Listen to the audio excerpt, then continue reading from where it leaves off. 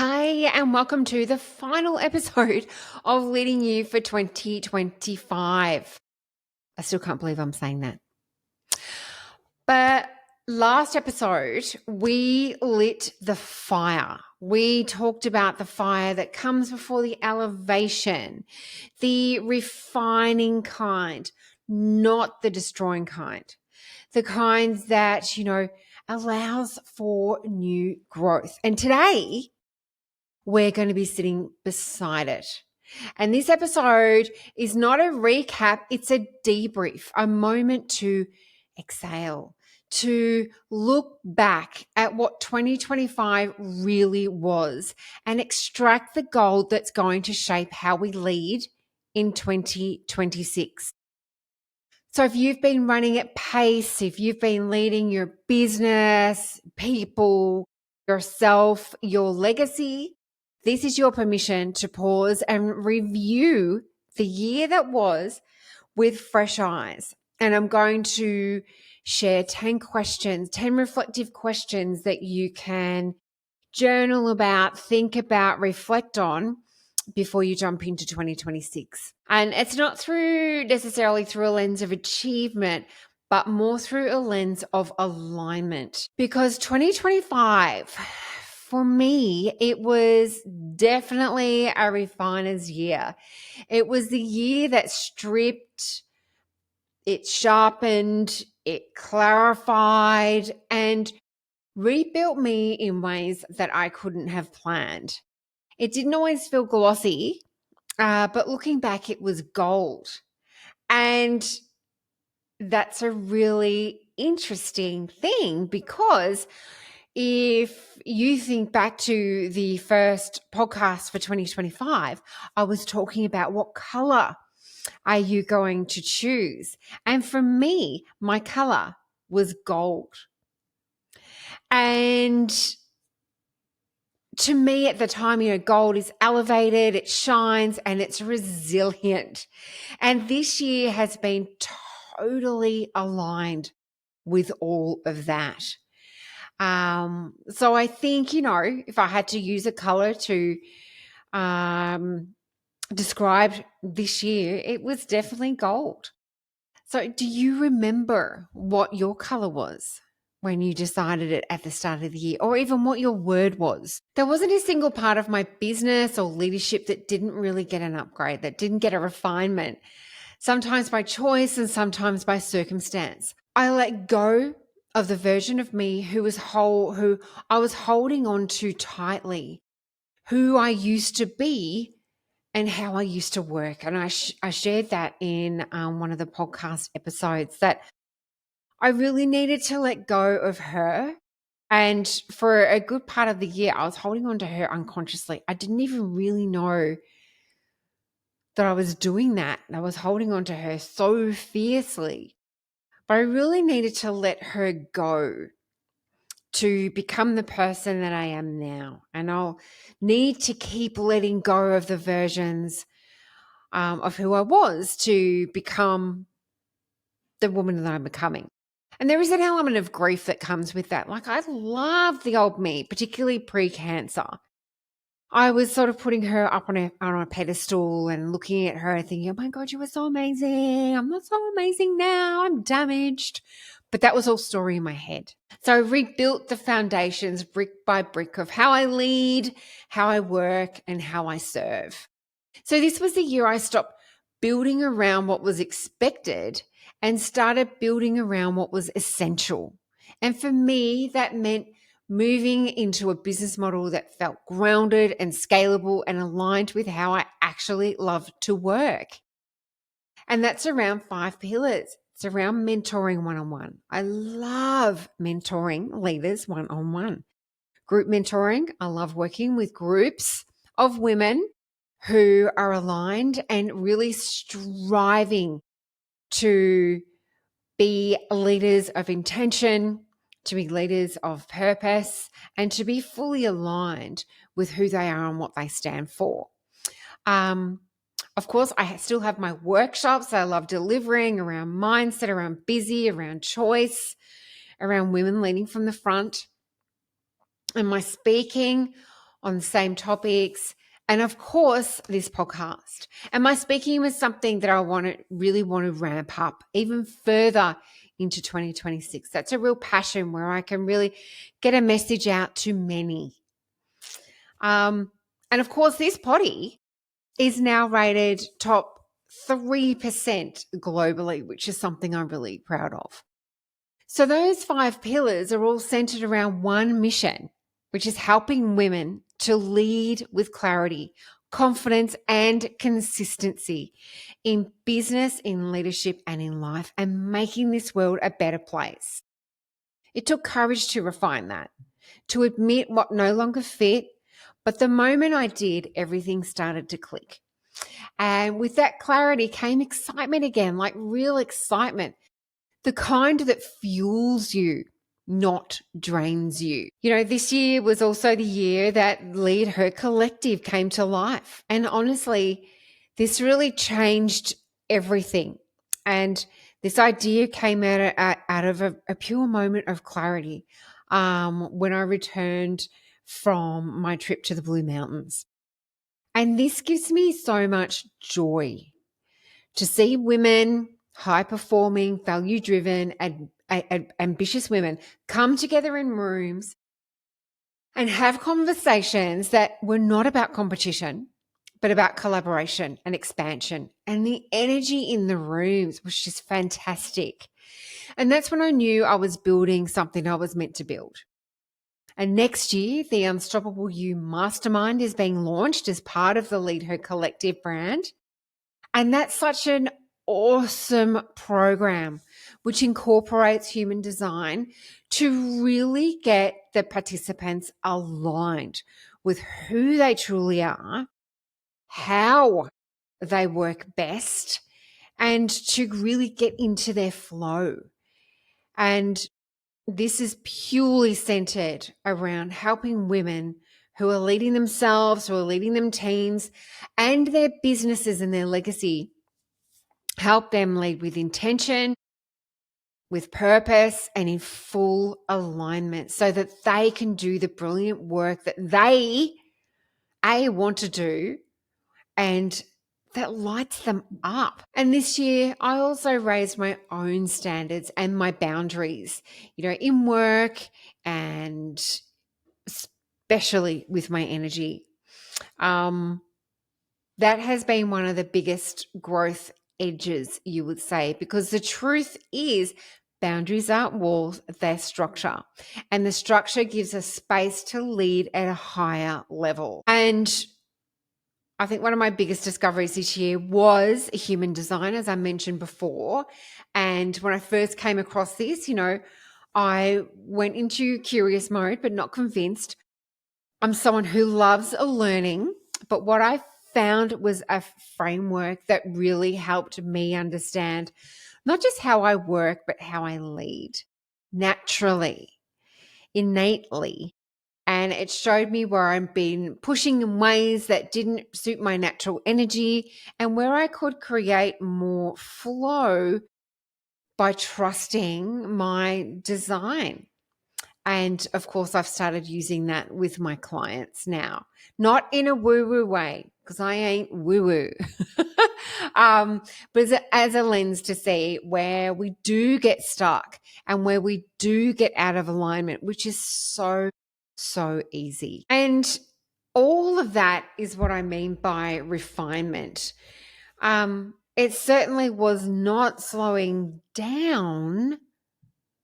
And it certainly was not hustling, but it was moving in the right direction, moving in a direction that is in pure alignment with the impact that I want to make in this world, with the goals that I have, and with what lights me up. Now, one key thing, but in 2 parts, was that I took 2 solid breaks this year.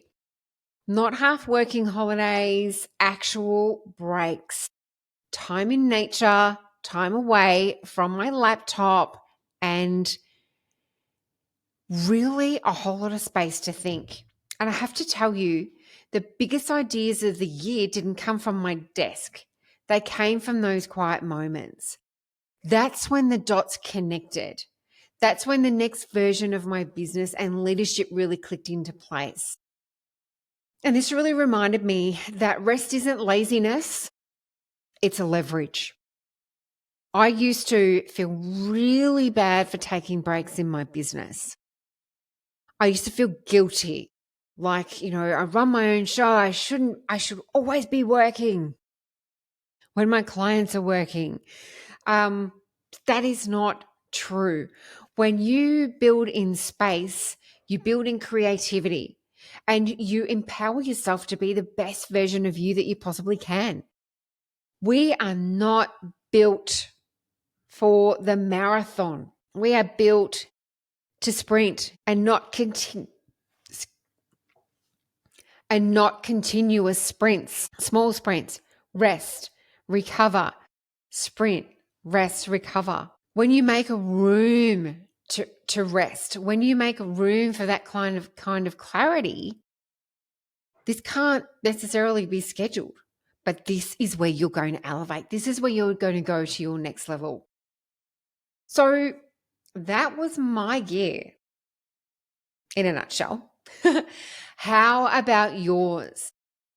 So as you go into the end of the year, you might take your own pause, whether it's over holidays or just a quiet moment with a coffee and a journal. And what I want to do is I want to leave you with these 10 questions.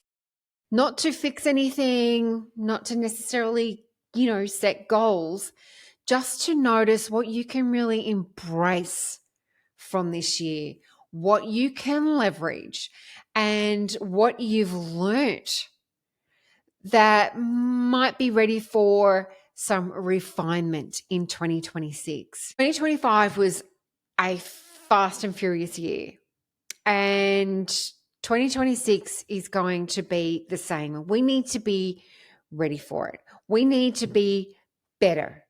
We need to step into 2026 feeling in control with total clarity on our boundaries, on our priorities, on those crystal balls that we want to keep juggling, on the rubber balls that we can bounce, and on those concrete balls that we can leave in 2025. That's what we need clarity on. And hopefully these questions will help you. So number 1, what surprised you most about yourself this year? In how you led, in your decisions, in how you responded, in how you showed up. Number 2, what moments or choices shaped you more than you expected? So these really, big moments throughout the year, when you think back, how did they shape you? What did you learn from them? Number 3, when did things feel in flow and where did they feel forced? That's a really good question. So where did you feel really in flow, like really in alignment? And where did you feel forced, frustrated, out of alignment? Number 4, what patterns or approaches no longer feel like a fit for where you're headed? What habits, what rhythms, what routines maybe don't feel in alignment with where you're wanting to go in 2026? Number 5, what environments, conversations, or spaces brought out your best thinking? Where did you shine? Where did you do your absolute best this year? Number 6, what did progress actually look like for you this year? And has that definition changed? I'll repeat that one. What did progress actually look like for you this year? And has that definition changed? Because it certainly changed for me this year. Number 7, what needs to stay the same this year? Not because it's comfortable, but because it's working.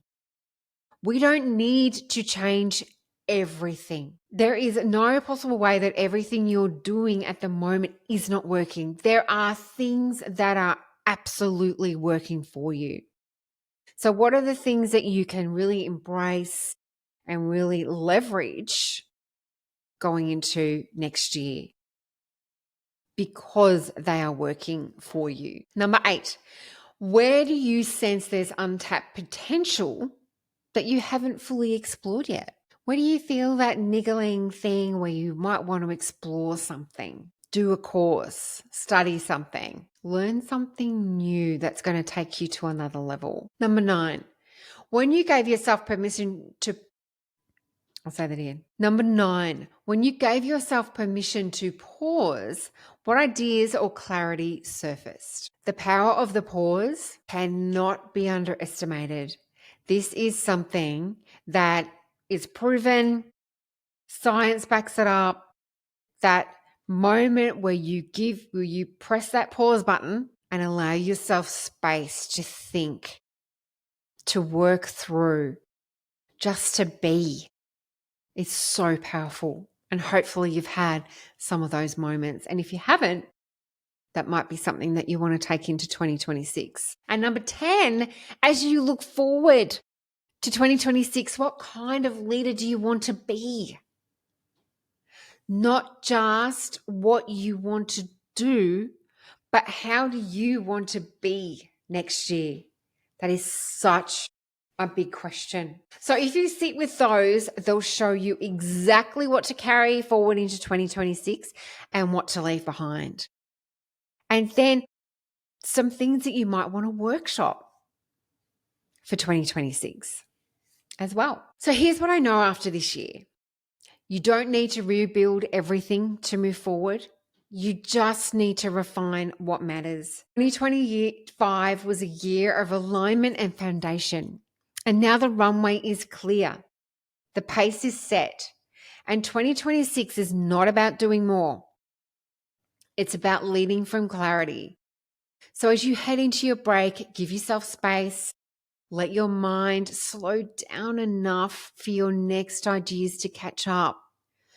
Rest, reflect, and refine.